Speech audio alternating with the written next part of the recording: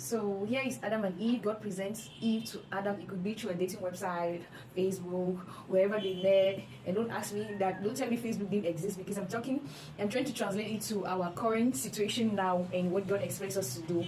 So they meet, and the qualities that Adam has to check out from Eve. Like, have you ever met somebody that says they can't do this, they can't do that, or they shout about certain things, or they get upset and angry about certain things, and you feel like they are zero tolerant about those issues, and then they find themselves doing it? I'm just going to tell a simple story. For instance, my mom, she would, everybody in the house knows that if she asks you to boil meat, she doesn't want to hear stories like it got burned, because she hates it when food gets burned. So she'll be like, why did you allow it get burned? Everybody knows that she's going to talk the whole time. So I have my sister that she once gave meat to boil, and we were telling her that if that meat gets burned, you know what will happen to you today. The talking of the day will be like hours and hours, and you will not recover from it. And we're just making fun about that, and as we were making fun about that, the meat actually got burned. And my mom spoke and spoke and spoke and spoke. So everybody knows that she doesn't tolerate that. So one day now she's boiling meat and the meat gets burned. And all of us were looking at each other in the kitchen, and we're smiling, and we're like, everybody was like, thank God you're the one that burned that meat, because now we don't have to justify ourselves, we don't have to cry, we don't have to say, hey, you're going to shout, you're going to.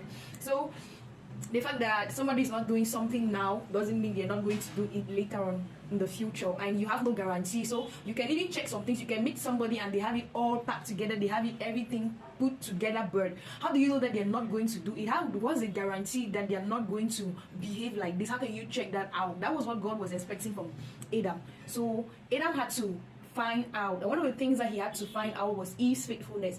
And when I'm talking about Eve's faithfulness, so here is Adam and Eve. They are both children of God, if we can put it that way. They're both children of God, and Eve presents herself as a Christian. She believes in God, but when times are difficult and she finds that something is lacking, because it's easy, we notice that God sent them out of the garden immediately when Eve said it's because of the serpent that she ate the fruit. Before the serpent deceives you, before the serpent comes close to you, or the devil brings suggestions to you, he will only bring suggestions to you that he sees you're already thinking about, because the Bible says that the heart of man is desperately wicked, who can know it? So God gives a standard that he expects people to operate from.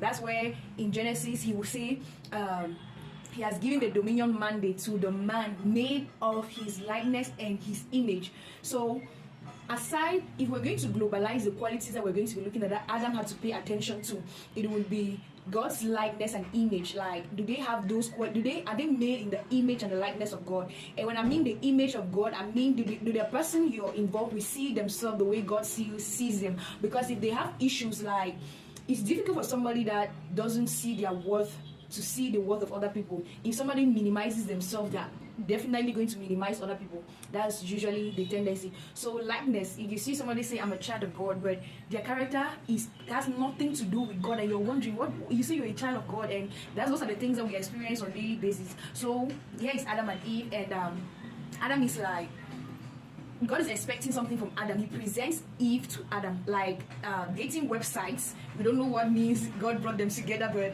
what we know is that God will always use a means to bring people together. Let's say a dating website, for instance, because dating websites, they will tell you, for instance, we're not responsible for if you get robbed or something like that, and they'll give you advice and get to know this person, find out about them, talk with them for some time, see the way they are reasoning before you get things to another level with them. Sometimes they even give warnings like, don't send money to people because you just saw them, they're shining, they're looking nice, and then they're telling you good grammar. And so that's it.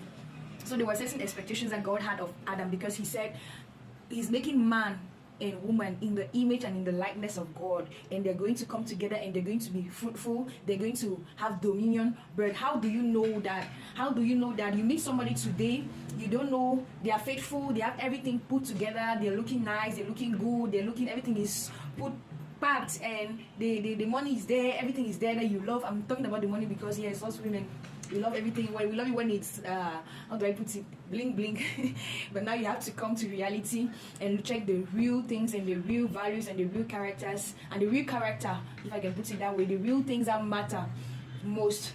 So the priority, what's the priority list? The first thing was faithful.